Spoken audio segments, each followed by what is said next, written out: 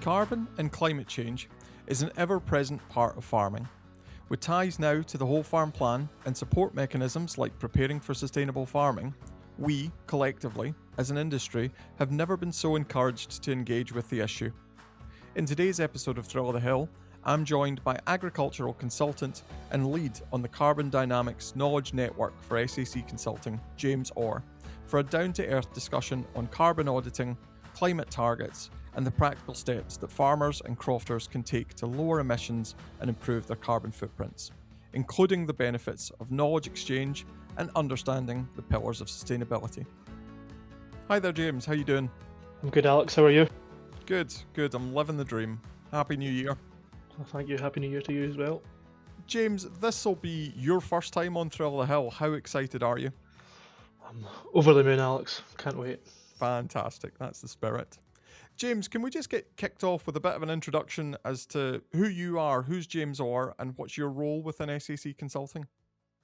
Yep. So I'm a general consultant in the Air Office for SAC Consulting. So I kind of service around 120 clients, predominantly in the kind of Ayrshire and Ayrshire and East Renfrewshire areas. I'm also from a beef and sheep farm. So we've got about 210 hectares, 120 suckler cows, and 650 ewes to the top this year.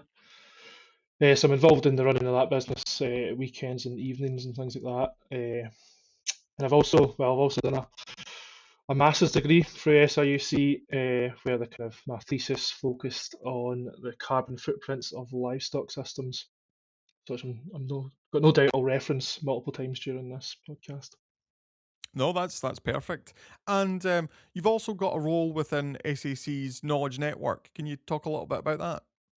Yeah, so I'm the network lead for the Carbon Dynamics Knowledge Network, where our remit is to try and myself along with the knowledge lead, Seamus Murphy, we are there to try and kind of lead the kind of delivery of kind of training and kind of just basically knowledge sharing among SEC colleagues in the kind of whatever to do with carbon, anything carbon related.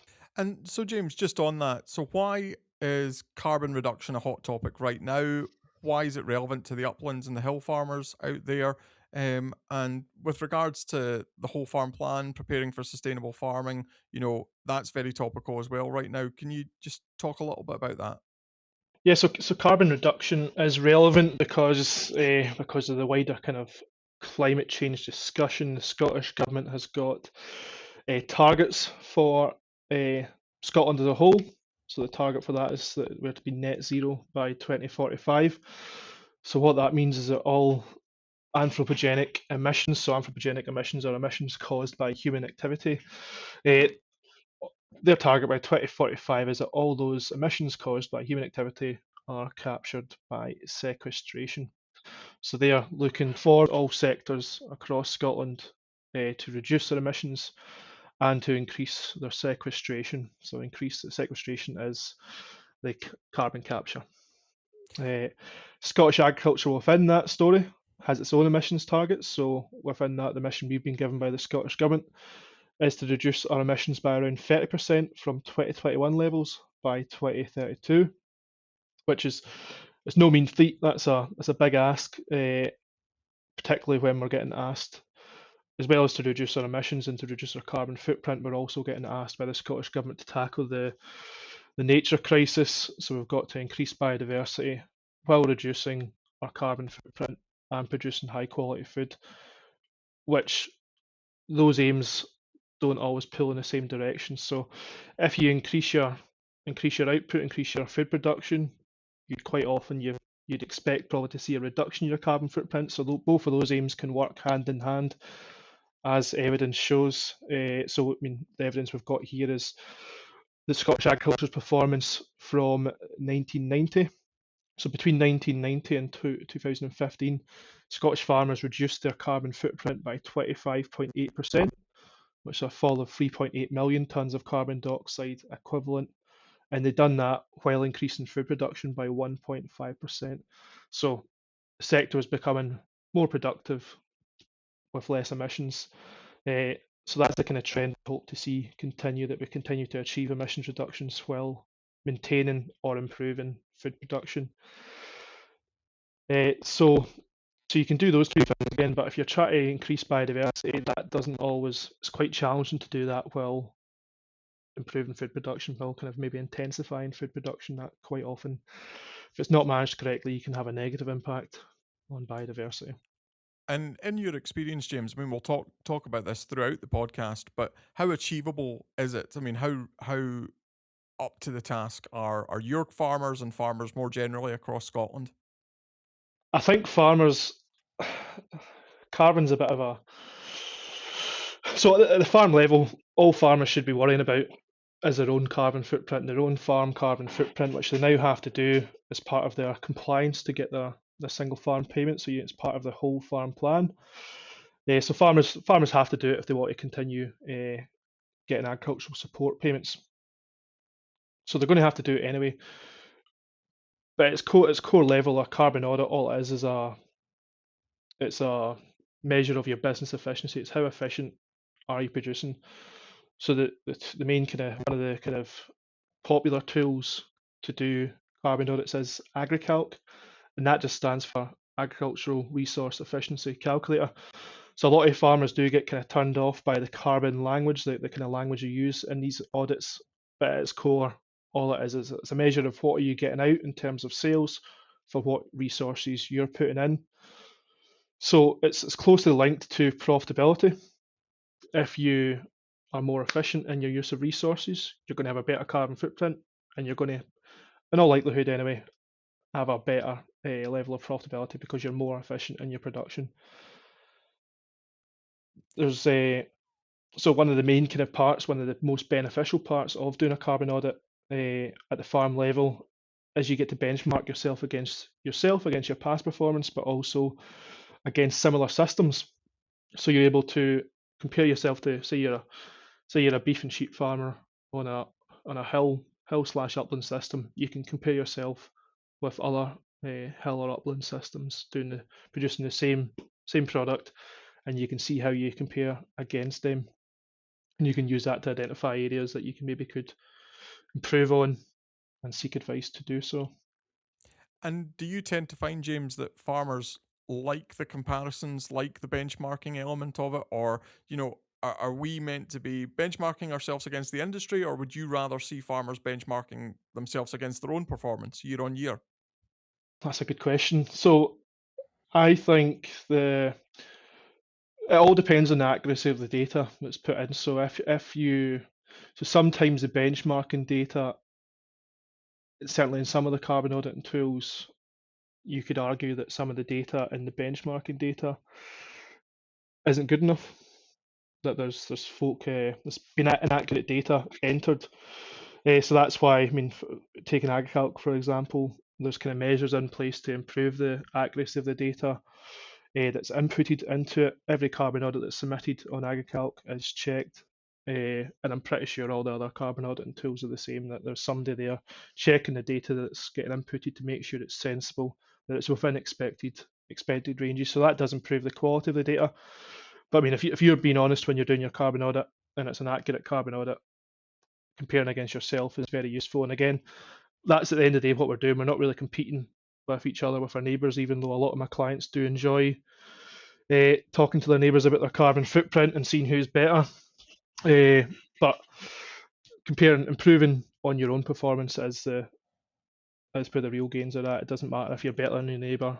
What matters is that you're getting better in your efficiency of your production. And how comfortable are you, James, with this idea that low emissions is linked to profitability of the business ultimately? Yeah, I mean, every year the evidence base for that statement increases. There's been a lot of work done within the kind of farm business surveys that happen in Scotland and in England, where farmers' accounts are gathered, analysed, and there's also a carbon audit done at the same time for those businesses.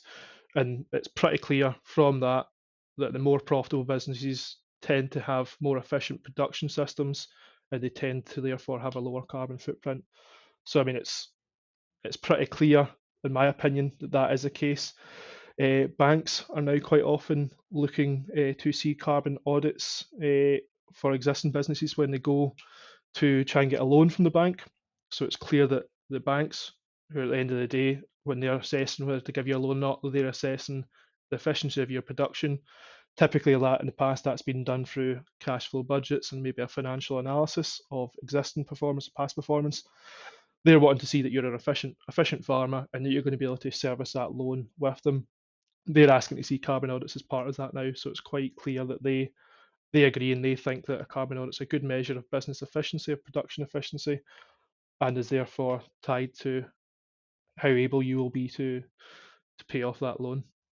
So James, just thinking about it, I mean, if I were to ask you, what are the three ways that farmers can help reduce their carbon footprint or help take action to reduce their emissions? What should we be doing? Yeah. So there's three ways you can reduce your carbon footprint, and whenever anyone's doing a carbon audit or doing calculating a carbon footprint and seeking advice on how to reduce it, there's probably going to be you can probably classify the advice into three different categories. You can reduce emissions, so that is reduce the amount of emissions that your farm is producing. You can dilute the emissions. So in carbon auditing, your carbon footprint is your efficiency of your production. So it is per kilogram of output. So if you're a so it's your emissions are divided by your sales, by your kilograms of sales, whether that's producing lamb, beef cattle, or you're producing a crop, or you're producing milk, or you're producing eggs. It's all broken down over the kilograms of your sales, the kilograms of your output. So you can dilute it. So the more if you increase your output, increase your sales for the same resource use, so the same inputs, you'll reduce your carbon footprint. And another thing you can do is to increase your sequestration, so to increase the carbon capture on your farm, whether that's by planting hedgerows, planting trees, or by changing your soil management to increase the soil carbon capture. So that's the three ways you can do it. Great, great. And James, uh, thinking more specifically about the farmed upland environment now, our extensive hill units, um, what makes these hill systems unique when we're talking about carbon auditing and greenhouse gas emissions? So hill systems are unique because they're not comparable to lowland systems. Scotland's fairly unique because of the massive proportion of our land that is in the hill or uplands. So if you were to compare the average farm in Scotland, it's not going to be comparable to other countries in Europe where they've got much better land, much lower land. So that's importance of when you're doing carbon audits is to compare yourself with similar systems. So if you're a hill farmer, you're able to compare yourself with other hill farmers producing the same product as yourself. So it's allowing that fair comparison between systems. Because if you were a hill sheep farmer, the way you produce those sheep is going to be totally different from the way somebody in the lowlands produces sheep. It's going to be different breeds, different grazing systems. It's a different job altogether. Different natural challenges as well, I Yeah, suppose. that's it. That's it. That's what we're talking about. That's fair comparison. It's you want to compare with folk with similar natural challenges to you. And in your experience, James, then what are the key sources of emissions when we're talking about the hills, the uplands, farmers in less favoured area? So the key emissions for hill farmers, generally hill farmers are producing livestock, producing ruminant animals such as sheep or beef cattle. And those two animals, any ruminant farming system, the key emission is going to be from that. The largest emission is always going to be from those animals themselves, from the methane that they're producing uh, during the kind of the way they digest their food in the ruminants. That's going to be the number one emission. Hill systems, fairly uniquely as well, typically have quite high soil-related emissions. So due to the large land areas involved, I mean, whether land's intensively farmed or extensively farmed, the soil is going to respirate. It's going to produce nitrous oxide emissions, and that's generally makes up a bigger proportion in hill farms due to the kind of low stocking densities in the high land areas involved. Again, because of that natural challenge and the kind of the poor quality of land that you're operating on.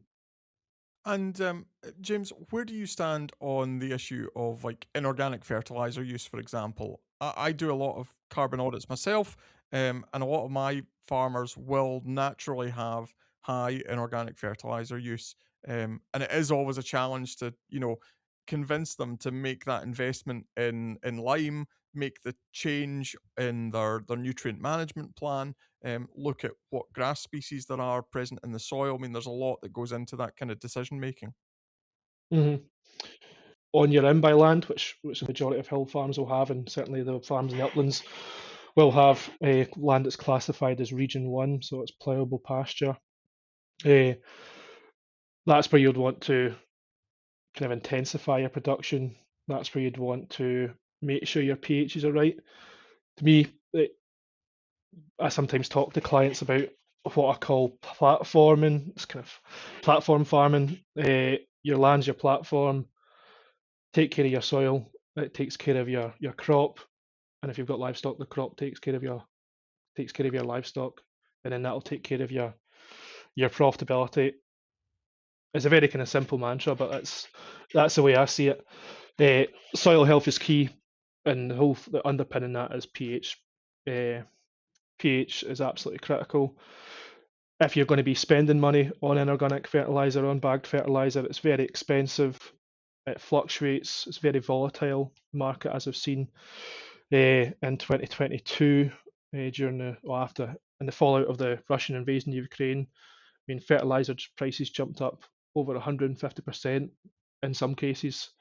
So it was if you're buying the same amount of fertilizer in between those 2 years, that's going to be it's going to be quite tough to deal with that, to swallow that cost increase. So you can reduce that by ensuring that your pastures are in the best nick possible.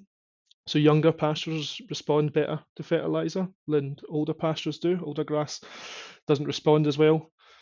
Uh, Lime, if you've not got your lime right, a lot of that fertilizer is going to be lost. It's not going to be it's not going to be taken up by the grass. As well as that, if your drainage isn't right, that's going to increase leaching potentially. It's going to increase kind of your runoff over the top of the soil. So to me, you have to have those things sorted to underpin it before you start spending money on fertilizer. I quite often have clients say to me that they've not got any money to spend on lime because they're having to buy more fertilizer than used to. But some of them have now investigated that. Some of them have now done soil sampling, which is another part of the whole farm plan. And we have noticed that their pHs are nowhere near they need to be. And they have spent money on lime now, and they are seeing the benefits of it. That they're able to get more grass growth and reduce their fertilizer use back as well. But maximising the use of inorganic manure, sorry, of organic manures is very important as well. Shout out to our mutual colleague, Lorna Galloway. I'm sure she'll love to hear this. Lime will never let you down. Lime will never let you down. Yep.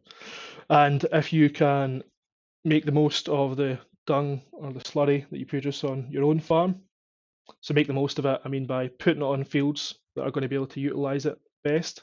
So that's fields with a good pH, with good drainage statuses.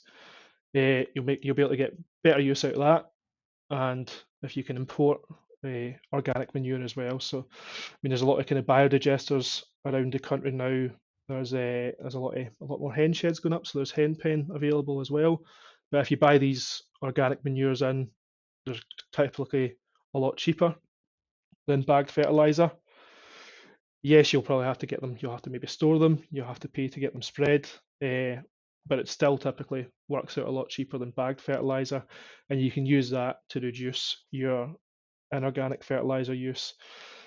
But in addition to just actually providing the nutrients that your plant needs, putting these organic manures on is actually it's feeding the soil biodiversity as well. It's feeding the soil biome, helping keep it all ticking, which all helps the soil do its job totally and utterly. And James, do you have any opinions on how it is we should be measuring carbon successes? Should it be, based on output? Should it be gross emissions? There are some out there that would advocate that we take an area based calculation when we're calculating our carbon. I mean, there is this idea out there that hill and upland farms generally have higher carbon footprints than your dairy sectors and your arable sectors. However, I would argue that they also tend to be much lower emissions than those sectors. I mean, what's your thoughts on that? Yeah, so generally on a carbon footprint basis, so on a kilograms of carbon dioxide equivalent per kilogram of output, you're going to see that hill farms are going to have higher carbon footprints than lowland farms producing the same product. But I mean, it's not a fair comparison, and it's not just so. So comparing different sectors isn't a fair comparison because if you're comparing a beef farm with a dairy farm, the dairy farms generally speaking, is going to have higher gross emissions, so they're going to emit more in total, but their output's far higher. So as well as selling the calves, like the beef producer is going to be doing, they're also able to sell the milk. So their kilograms of sales are going to be far higher. Uh, so it's not a fair comparison, even though it's the same animal, but it's not a fair comparison because the system's totally different. But the same thing goes for comparing lowland to hill farms, even though they're both, say you've got a lowland suckler producer and a hill suckler producer, they're probably going to be using different breeds. So that makes it kind of, it's not really a fair comparison either because the lowland breeds wouldn't perform at all in the hill environment. And you're going to have totally different kind of, you're talking about totally different land areas. So the kind of emissions that come from a land are going to be totally different. Your low production intensity, so a low stocking density that you have in hill systems makes the comparison pretty useless as well. So the important thing with carbon audits is to compare with like for like systems, to compare and compare to similar systems. Because what we're trying to do through carbon audits, and the reason it's in part of the whole farm plan, is because the Scottish Government want farmers to become more productive. They want us to become more efficient in our production, which will help the country at large meet its carbon goals, but it will also help the actual agricultural sector maintain its food production while reducing our carbon footprint. So we'll hopefully be able to meet those targets through just doing things that would be doing normally anyway. The vast majority of, we're going to go on to practical actions that farmers can take to reduce their carbon footprint, but the vast majority of carbon actions that farmers can take, there'll be actions they'll be taken just for business purposes. They won't actually realise it's got a positive carbon footprint story to tell. Just to advocate one last time for the hills, James, I suppose not only are these systems quite often uh, lower total emissions, but they also generally have greater scope for greater biodiversity wins, greater opportunities for the storage of carbon, whether that's in peat or in woodlands. I mean, is that generally your understanding? The hills and uplands are a great store of carbon. So peat soils store more than 20% of Scotland's total carbon storage. So that's absolutely massive. It's over 1,600 million tons of carbon that is stored in Scotland's peatland. So, if you're a farmer working on peatland and you're the custodian of that, you've got a very important role to play in tackling climate change, tackling and allowing Scotland to reach our targets. I mean, that's where we're talking about the ways to measure carbon audits. You'd said about should we be comparing gross emissions? I wouldn't say so because it's a fairly useless metric in my opinion. Farms and production systems, we're there to produce food, therefore it should be, in my opinion, it should be your emissions should be divided not by the area of land you've got, because that would favour having more land and not doing much with it. It should be per kilogram of output. Yes, there is issues with the per kilogram of output metric because there's different energy densities in the food. So your per kilogram metrics do favour the arable sector because they are producing, for example, if you're producing fodder beet, you're producing these big, wet, heavy bulbs. That a lot of it's actually water inside it. A lot of it isn't that. It's not as nutrient dense as say a steak, for example. So it does favour kind of systems with a lot of actual kilograms of output and not necessarily nutrient density. But with these kind of things, you've got to pick the least bad metric and go with it. And I do And think per kilogram of output's the best we've got. And I suppose, I mean, on an individual farm to farm or croft to croft basis, I mean, there's absolutely nothing wrong with having your own metric, but we do need to have some consistency across the industry if we're going to make a meaningful measurement of this kind of stuff. Yep, absolutely. Yep. If you want to compare your performance year on year on a per hectare basis, you're totally free to do that. And a lot of the carbon audit tools that we do give those results, so you can see that and you can use that data and you can compare yourself based on that. But when we're talking about the sector is large, it is done on a per kilogram of output basis, and that's global. That's the way it's done across the world. And James, you mentioned that we were going to get onto practical actions that farmers can take. So let's go there. If I'm a beef and sheep unit and I've come to you looking for some advice, say we've got the carbon footprint done, where's the starting point? I mean, at what point in the investigation do I bring you in, and what are you interested in finding out? Yeah. So when the starting point is to do the carbon footprint. I mean, there's a saying in consultancy saying in farming that you can't manage what you don't measure. Uh, so once you've done the carbon audit, you can either do that, you can take your own account out on the carbon audit websites and do the audit yourself. Typically, I would say most farmers will use an advisor to complete that because the carbon audit data entries it's not the simplest. And well, while there has been grant funding, there has been an incentive to. If the agent's going to be able to do it with a grant to cover the cost of that agent. Typically, it has been done through an agent, but you are of course able to do it yourself. You don't necessarily have to get an advisor in either. I mean, I'm a big fan of peer-to-peer learning. So the carbon audit will show you the areas that are inefficient. So say you've got your carbon audit done, and you can see that you're using more purchase feed than the average on that carbon auditing tool system, and you've got higher feed emissions, purchase feed related emissions. So you can be talking to your neighbours, you can talk to seed salesmen, you can talk to loads of different folk, you can talk to family, friends, other people in your team, in your business. So you could talk to your staff, family members, and just you'd be able to come up with some good ideas on how to solve that issue. I mean, your farmers themselves know the business better than any agent's ever going to. So, I mean, the first port of call before you start spending money on consultants is to talk to each other. But I mean, again, a lot of businesses do work with an agent, and you will have a relationship with them. So you can always have a chat with your family, then you can sound off your idea against them and see what they think. And just on that point, James, I mean, you and I are both involved in the Farm Advisory Service, have their own initiative, FAS Connect, to bring together groups of farmers. I mean, can you just speak to your experience with that? I mean, you've got the Ayrshire Sheep Group, isn't that right? Yeah, so I'm involved in two FAS Connect groups. I've got Sustainable Dairy Lanarkshire, which has been running for over 3 years now, and I've got the Ayrshire Sheep Group, which has been running for 2 years now. And it's brilliant. It's brilliant. It's great fun for me to be involved in it, but it's brilliant to see the both groups are quite different. So with the Sustainable Dairy Lanarkshire group, it's quite a young group. Everyone in the group, I think the average age is maybe 28 or something like that in the group. And it's been amazing to see the change in the group members during their kind of time in the group. They're changing their attitudes to business management. Everyone in the group was chosen because they'd either recently taken over a dairy business, or they were kind of on a route to becoming the big decision maker in their family dairy businesses.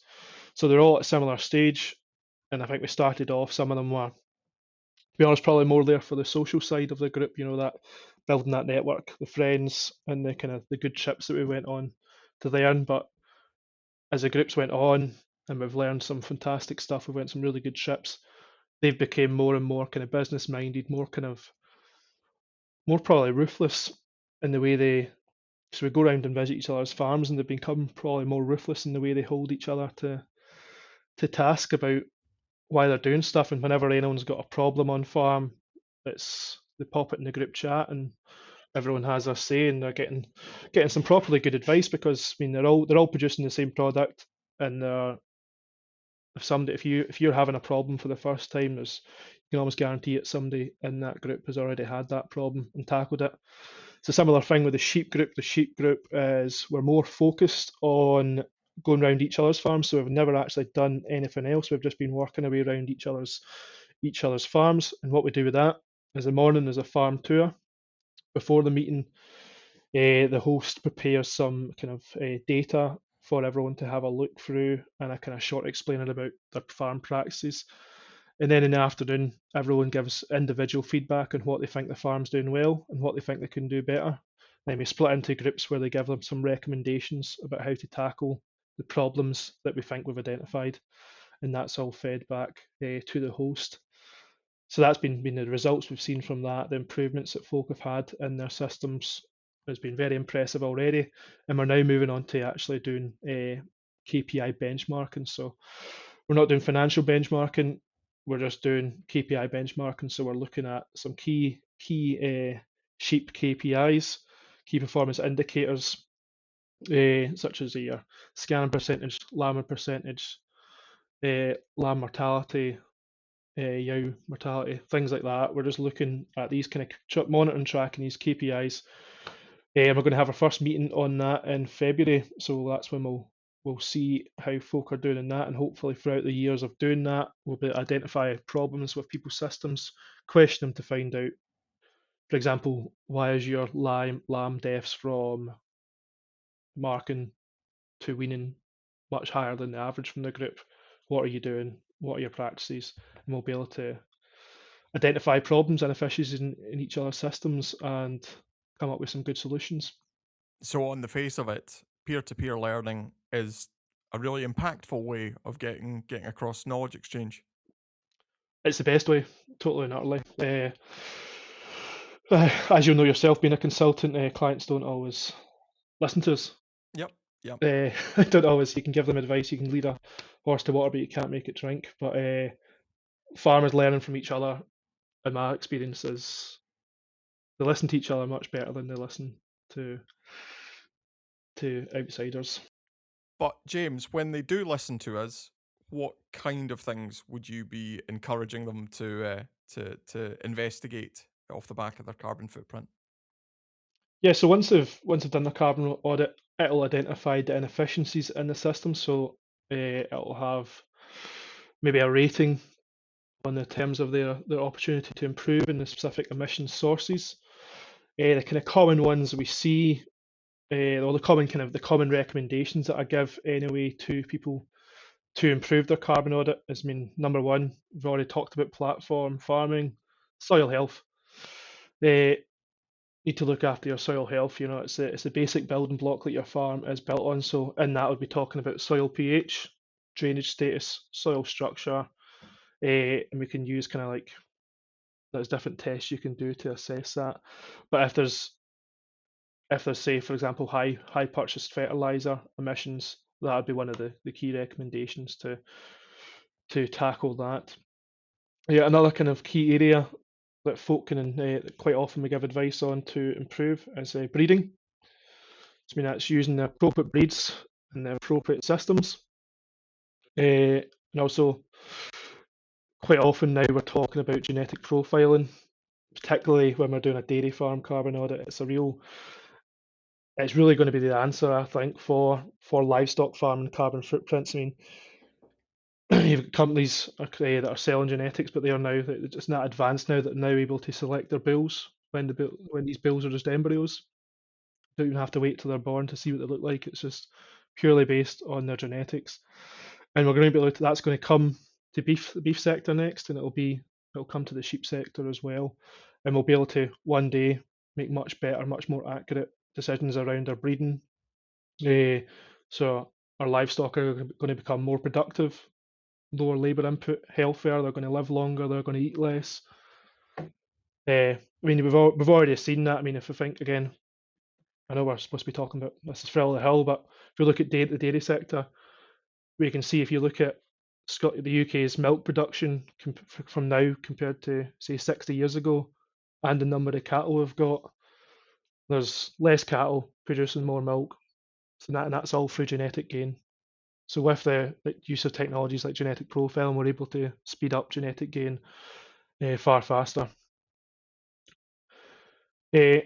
Another thing we'd quite often be talking about is like the opportunity for sequestration. Do you have peatland? What condition is it, and is it in? Could it be restored? Could it be improved? Could you re-wet the peatland? And we'd also talk about the kind of the different funding streams that are available to support that. On hill farming as well, a good one is kind of low density tree planting. So hills are quite often quite exposed. It's quite often, in my case anyway, in my farm, it's very wet, the hill. So low density tree planting can help provide shelter to your livestock. It can help improve soil structure in the areas around the tree. It'll dry it up a little bit. So there's various things you can do around that, and both of those increase sequestration. On in-by ground, on kind of more Region 1 ploughable ground, there's things you can do as well to increase the soil carbon sequestration on that land as well.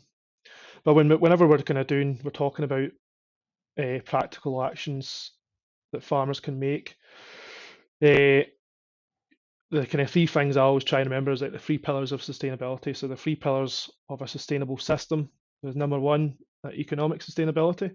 So that's profitability. So you shouldn't be doing anything that's going to negatively affect your profitability, because at the end of the day, you might want to be the most environmentally friendly farmer in the country, but you can't do anything environmentally friendly if you're going to go out of business. You need to look after profitability.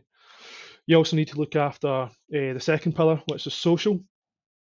So that's you and your people, so your family, your staff, your friends, neighbours and that. So you shouldn't be doing anything that's going to kind of put that in jeopardy, that's going to it's going to put a kind of a yoke of hard work around your neck that you're going to end up losing staff, or you're going to get knackered as well. You need to look after yourself and your family. And the third and final, not last but not least, is the environmental pillar. So that includes carbon, pollution, and biodiversity. So whenever you're considering making any change to your system, you need to consider these three pillars. You don't want to be doing one thing that's going to negatively affect the other. So some practical examples that we quite often see when we're doing a hill carbon footprint.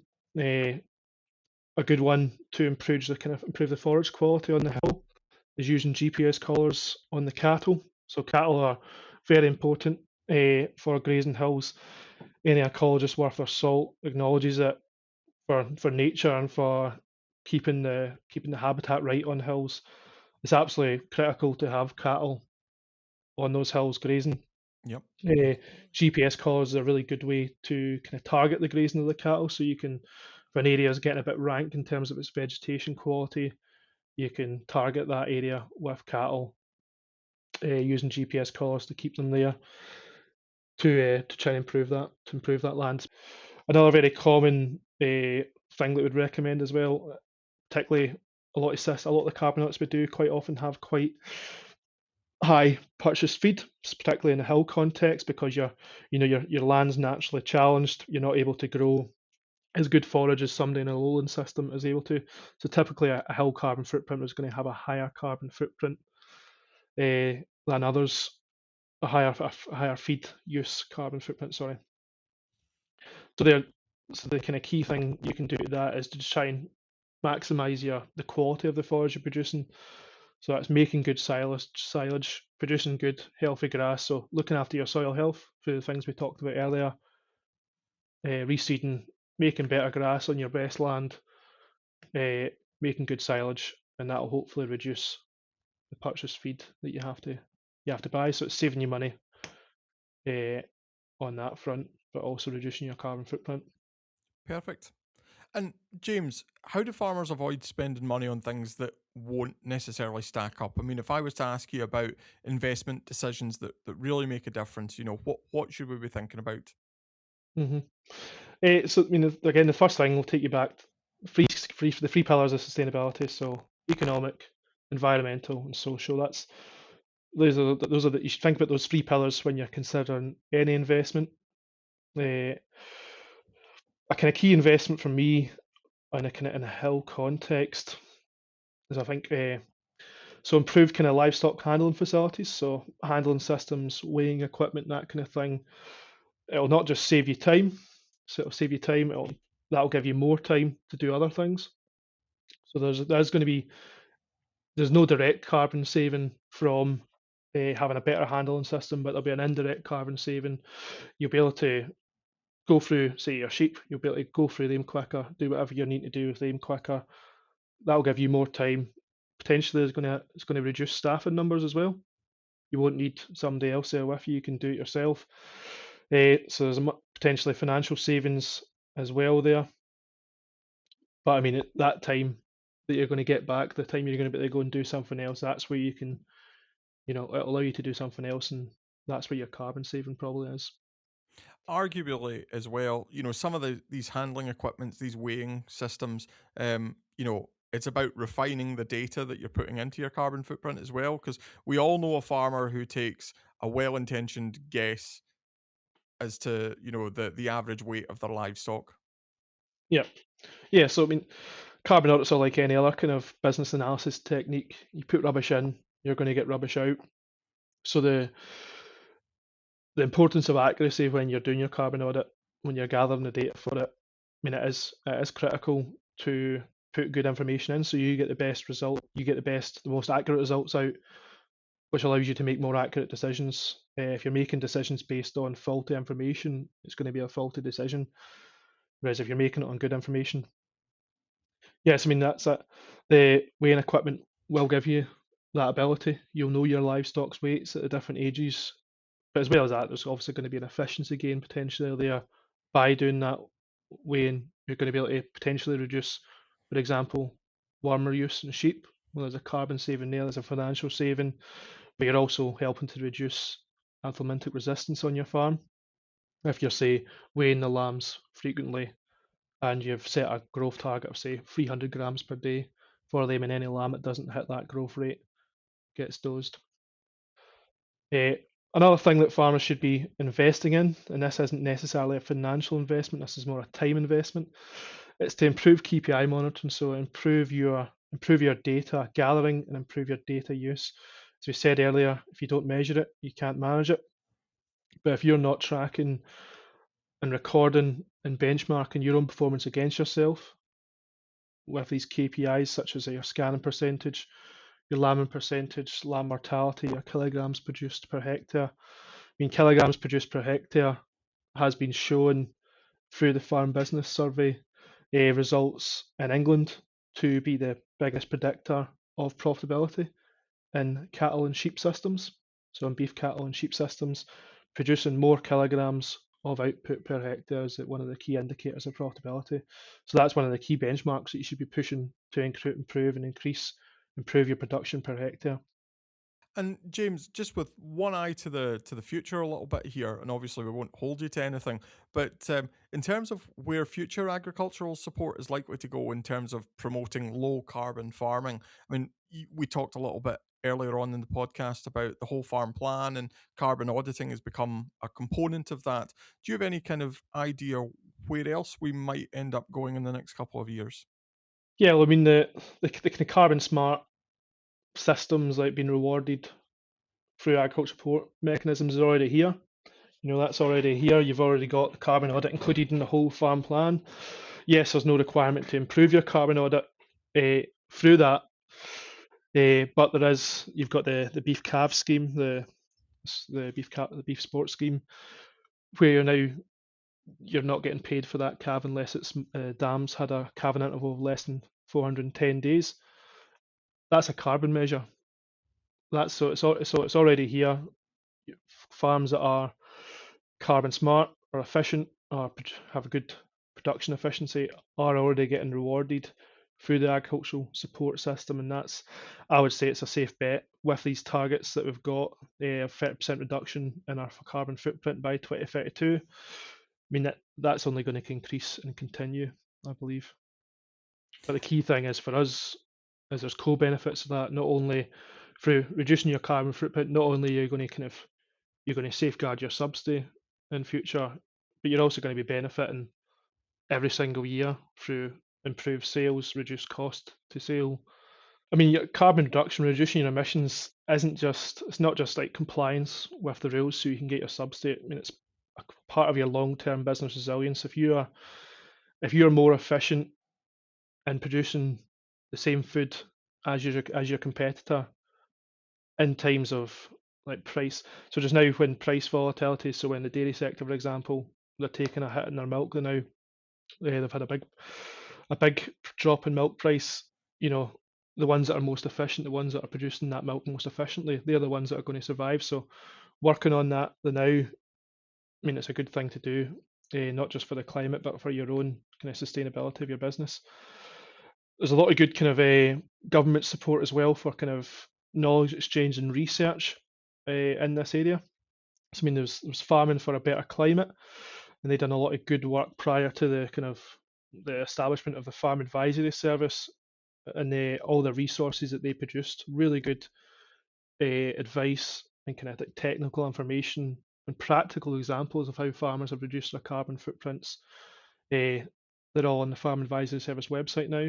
So you've got the Farm Advisory Service, which has a lot of good. It's got podcasts, a YouTube channel, advice notes that you can read, like whatever way you like to learn.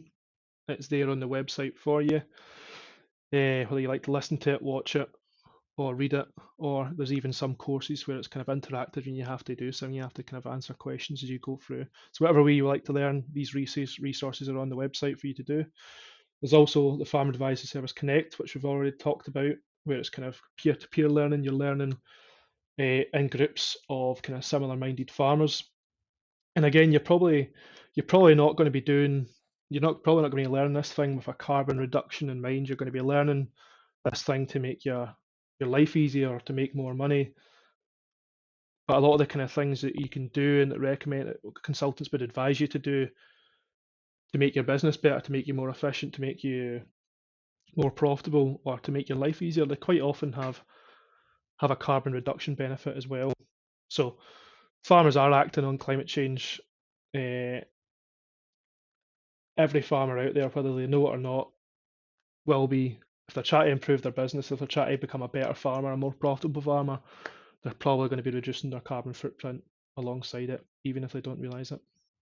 So, James, just thinking about bringing the podcast to a bit of a close now, can I just get kind of 3 key actions from you that you would prioritise for farmers if they want to improve their carbon footprint, if they want to lower their emissions? Yeah, so action number 1 is to do a carbon audit and use that to benchmark your system and identify areas where you can improve. So benchmark your system against other similar systems. So you want a fair comparison, and then you'll be able to see there areas where you can improve against the kind of average farm in your kind of category. The second point is to seek advice. So you've identified areas where there's a problem. So you want to seek advice, and you want to kind of gather opinions within your team, within your family. You can talk to friends, neighbours. You can look on the internet and the Farm Advisory Service website, and you can talk to advisors to how you can tackle those inefficiencies that you identified. And the third and most important action is to actually do something, to act. Even though the whole farm plan requires you to do a carbon audit, and many farmers will be tempted just to get the carbon audit done, tick the box, and stick it away in a cupboard where they'll never look at it again. Should act and tackle the inefficiencies that you've identified. Fantastic. And in terms of your message to upland farmers and whether or not they're part of the solution to climate change, what's your kind of closing thoughts there? Yep. So to all upland and hill farmers, I mean, I'm one of you, as I'm a upland and hill farmer as well. We are part of the solution. I mean, the upland and hills is a key area for carbon capture. It's a key area for food production, and it's a key area for improving biodiversity. So we're very well placed to tackle the kind of targets that the Scottish Government has given us. And finally, James, how do people get in contact with yourself? Yep, so you'll be able to get my contact details through the through the Farm Advisory Service or through SEC's website. But my email is james.orr, so that's ORR, at sac.co.uk. James Orr, on behalf of the Scottish Farm Advisory Service, thanks very much for joining us. It's been really good to catch up. Thank you very much. Thanks for having me. Thanks so much for listening to this episode of Thrill of the Hill.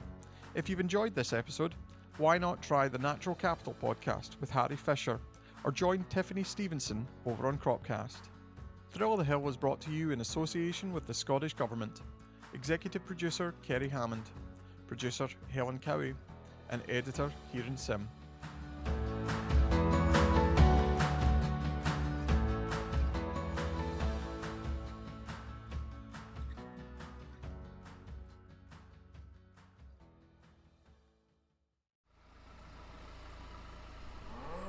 The Farm Advisory Service podcast. Audio advice on livestock, crops and soils, environment, rural business, and more. Brought to you in association with the Scottish Government.